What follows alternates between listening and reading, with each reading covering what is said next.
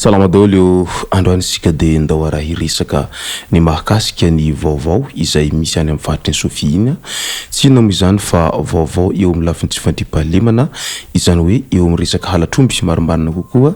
Tratra indray mandeha ilay Jiolahy izay Raindahiny ary efa mpamirikeloka. Tsy iza moa izany fa Jerison izay malaza dia malaza raha iny amin'ny faritra ny Sofia iny. Pamilo an'izay dia aza dindo sy ny manao commentaire ambanin'ity video ity mba ahafahana mandravina ireny hevitra rehetra na antsika video manaraka eo. Aza dindo ihany koa ny milike ny video antsika ary aza dindo doroko izay hatrany miabone amin'ny chaîne antsika mba ahafahanareo manaraka tsy tapaka ny video izay rehefa ny misy WATAWATA GASY toy izao ny fanaovana azy. Tsy ampiandrela isika fa avy hatrany tonga dia vavany ndao ary. Raha miresaky ny halatromby isika dia isany malaza ary misy an'izany ny any amin'ny faritra ny Sofia satria mitaraina ireo ponina sy ireo tantsaha amin'ny fahaverezan'omby. Matetika nefa maro ireo zay tratra amin'izany halatromby izany dia avy hatrany hiaran'ny fitsaram-bahoaka indrindra rehefa nisy iny fikambanany izay mpanao fitsaram-bahoaka izay antsoin'izy ireo hoe besabo izay tsy mitsitsy mihitsy rehefa matratra ireo mpangalatra. Nefa tato afara maro amin'ireo olom-panjakana no tsy nankasitraka ny didy izay nataony ireo besabo ireo ka amin'izao fotoana izao lasa lefilefy ireo besabo tsy toy ny taloha.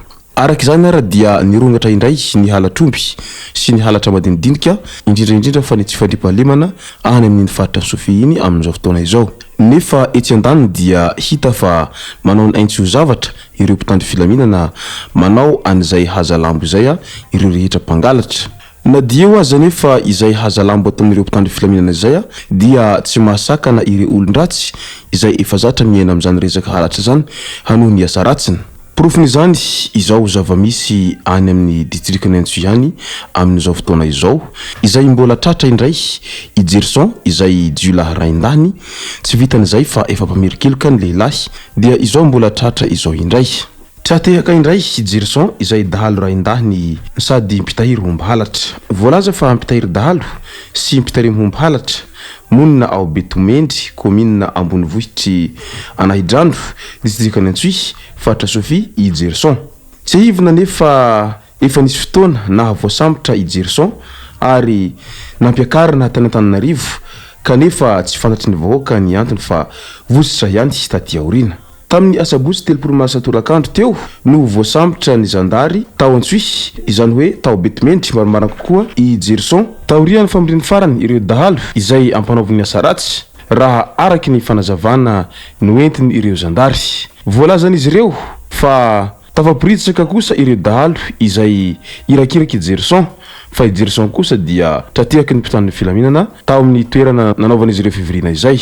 Taorian'ny gadrany tany Antananarivo sy hatramin'ny verenany tany Antso dia nitohy sy ny hamafy ny halatromby tao amin'ny distrikany Analalava sy Antso. Mbola ao amin'ny kijany ao Betomendry sy ny mandidina ihany no irenany ireo dahalo sy anafenany ireo omby nangalariny. Asian'izy ireo marka CMAD avy hatrany ireo omby izay azon'izy ireo. Manaporofo izany fa ireo omby misa 420 izay ahitana io marka eo avokoa ary misy ny vao napetaka vao vetivety. Ireo ny fanazavana noentiny zandary tao Antso raha nilaza izy ireo ny mahakasika an'ity raha Jerison ity. Misokatra araka izany ny fanadihadiana ary mitohy ny fikarohana ireo namany. Entanina izay very omby mba hijery ireo omby izay efa voatazina any ankijaniny Andriamatoa Jerison. Izay rehetra manambavao mahakasika ireo namany dia iangavian'ireo zandary mba hizara izany vaovao izany amin'izy ireo fa hotazomina tsy ambaratelo ny loharanom-baovao. Manoloana ity tranga Jerison izay efa matetika miverimberina ity dia maro ny fanontaniana izay mipetraka izany hoe apetraka ireo vahoaka any amin'ny distrikany Antso ihany amin'izao fotoana izao. Dahalo ompiana ve sa atao inona loatra i Jerison no efa voasambotra impiry nefa tafaporitsaka foana ary tafavoaka foana ny fonja na dia efa nalefa ny gadrany Antananarivo aza sa ve misy dahalo ambony latabatra ao ambadiky ny Jerison ka mahatonga ny Jerison afaka foana amin'izay sazy izay mahazo azy zay ary tsy mba ela akory i Jerison no misazy ary vetivety kely dia tafavoaka ny fonja ary afaka amin'izay sazy zay dia miverina manao izao asa ratsiny izao indray. Raha mahalala fa maro ireo omby halatra izay efa tratra ao amin'ny toerana fiompiny Jerison ombiny any anaty alany dia maninona no mbola afaka foana izy rehefa voasambotry ny zandary na dia efa somary misazy afaka fotoana vitsivitsy aza. Firy-taona marina moa ny sazy izay miatra ho an'ireo dahalo izay mpangalatr'omby indrindra fa ny dahalo izay azo lazaina hoe Raindahiny toy andry Jerison itony. Raha toa ka misy ny fitsarana farakin'izay hentsitra amin'ny resaka fanolanana tsy efa tokony andraisana fepetra ihany koa ve ireo dahalo izay azo lazaina hoe Raindahiny indrindra fa amin'ny halatr'omby tahaka izao izay mamporohory ny vahoaka madinika sy ny tantsaha amin'ireo omby izay fiompin'izy ireo sy fotom-piveloman'izy ireo amin'ny asa tany. Raha ohatra ary efa tsy afaka hosazina ela intsony i Jerison maninona raha omenany vahoaka ary hanao ny fitsarana azy satria ireo vahoaka no tena mahatsapa mijaly sy sahirana amin'ny fitsiko ny halatr'ombin'ireo dahalo ny Jerison sy ireo rehetra izay miaradia aminy. Tena tsy vita ny mpitandro ny filaminana mihitsy mve ny mamongotra hatramin'ny fotony ireo rehetra izay miray petsapetsa na ihany koa ireo rehetra izay Jiolahy na sampana fivarotan'izy ireo omby halatra izay matoa i Jerison rehefa tafavoaka kely ny fonja dia miverina manao izay asa ratsin'izay. Ary inona ny tena antony mahatonga ny Jerison tsy mijanona ela akory any am-ponjany? Tsy azo atao mihitsy ve ny mamongotra ny dahalo hatrany amin'ny fakany hatrany amin'ny faratampony izany hoe ny dahalo izay tena mandray anjara mivantana sy ireo dahalo izay ambony latabatra ao ambadika ny ity Jiolahy izay Raindahiny izay mamporohoro ny faritra ny Sofia ray manontolo iny amin'izao fotoana izao. Miverimberina foana ilay fanontaniana hoe tsy misy dahalo azo ienjehina intsony ve ankoatran'ny Jerison satria toa voafonja rehefa aveo voaka ny fonja dia miverina enjehana indray. Ary rehefa ny vahoaka ny maratra ny Jerison dia vetivety ny mpitandro filaminana tonga vetrany.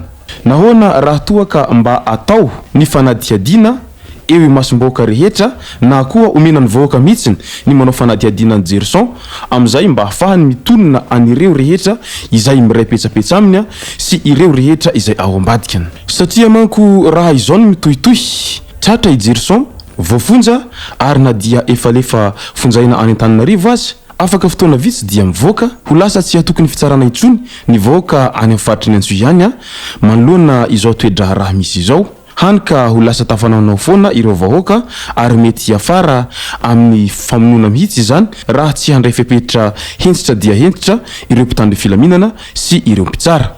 Raha ohatra mantsy tsy ho vitan'ireo mpitandro ny filaminana na koa tsy ho vitan'ny fitsarana no hanafay any Jerison izay Jiolahy efa Raindahiny sady koa izany ireo vahoaka any amin'ny faritry ny Antso iny dia aleo zany ny vahoaka no hanafay azy amin'izay manko tsy verimberina intsony izao halatra izay mianjady amin'ny vahoaka any amin'ny faritra iny.